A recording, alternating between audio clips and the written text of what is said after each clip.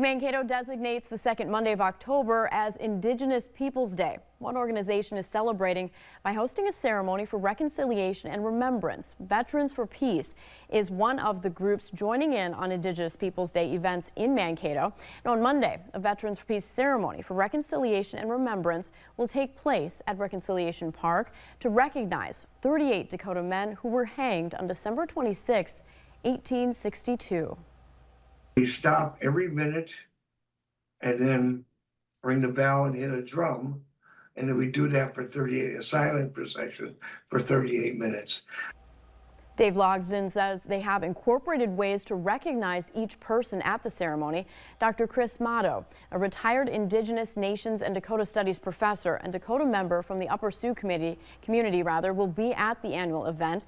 The group's message is to put an end to war. And some of those veterans not only share that message, but also share Indigenous history.